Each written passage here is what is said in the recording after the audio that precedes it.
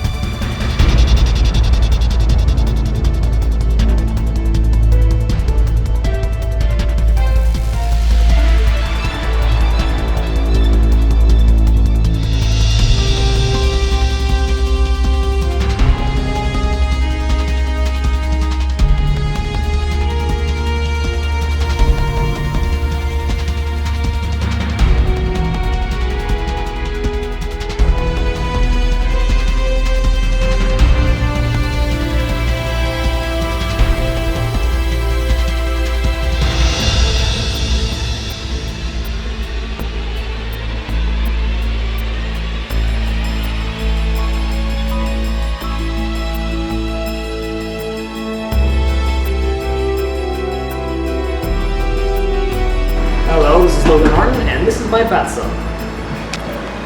Well, first things first, before we get to the full dynamics of the boat, it's best to talk about its history. Now, this hull is from David Merriman, who originally got the Holland VI, and after a couple difficulties, I believe he kitbashed it and turned it into this wonderful design. When we first got it, it was generally unpainted, but most things in the outward appearance are the same, minus the lighting here and back here, and it had a resin prop. Since then, we've added to it. We've of course added the lighting, as I just mentioned.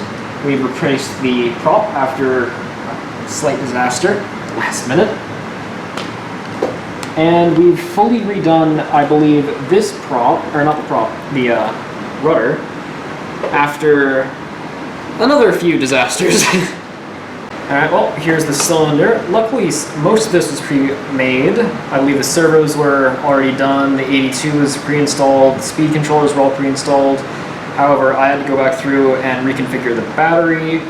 We had a good couple of holes somewhere along the line, especially along the drive shaft, so that took a couple of repairs. The ballast system we had to completely redo, minus the actual tank itself. But basically the entire ballast system was reconstructed.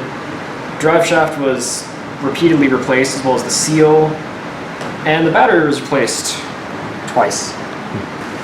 Well, for the inner machinations, the battery, of course, is the power source. It's going to be sending power various parts, namely the servos. The servos are going to be connected to these little rods, and the rods are connected to these rods on the boat, which control the rudders. Power also goes through the speed controller, which tells the drive shaft how quickly to spin. Ballast system. Now the ballast system works off of a simple little lever, and in order to preserve gas, we also added a gas limiter? Gas saving system. Yeah, gas saving system. In which, as long as this blue styrofoam is at the bottom, it will not activate. However, once it is filled up and pushed to the top, like so, the lever will actually be depressed. And doing so would release the gas inside into the cylinder, which would force the air out, giving it positive buoyancy. Alright, now for the cylinder insertion, you just got to go ahead and remove the top, of course. And then you've just got to go ahead and carefully insert it into its cradle. I'm going to get the wires out of the way so I don't jam that in the bottom. Helps to insert it at an angle. Lower it down into place. There we go.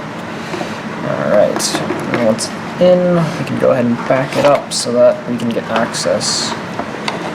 Oh, the wire is caught in something. Get that out of the way. Back it into place so that I can get the drive shaft in. I have to kind of... There we go. The drive shaft's in. Still in. We lock it into its place as we have a stud on the bottom. And again, make sure you keep your wires nice and organized, because the last thing you want to do is hear this terrifying little groaning sound while it's in the water. So let's get your wires nice and clear. You can start attaching your rudders. You can see it's functioning perfectly. Once I get it in place, it will be functioning perfectly.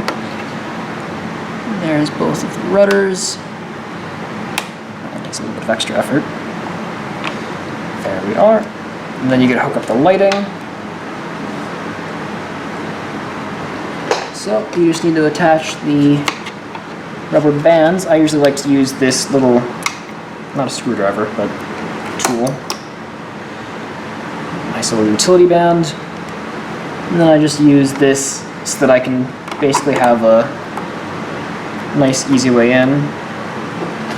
I usually restring one side of the band and then push in the other side using this tool. That way I can get a nice easy hook without having to worry about getting my fingers in the way. Well, now that we got it all installed, we're just going to go ahead and recharge the ballast system. Here it is. 1, 2, 3, 4, 5. All that good.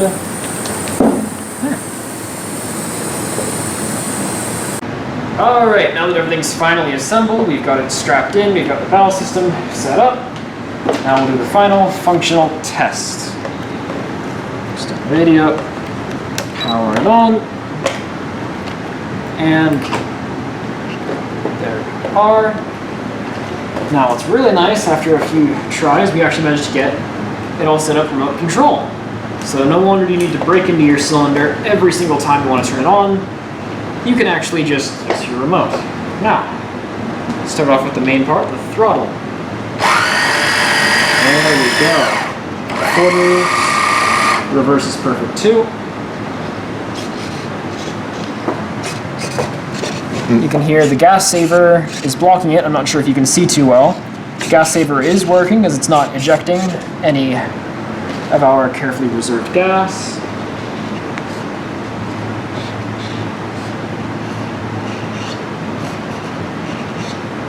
Perfect. Alright, now we've made sure everything's functional, everything's all set up. Now, you just gotta make it whole. So you just gotta insert the front first. And then just go down the line, snapping in all the little pieces.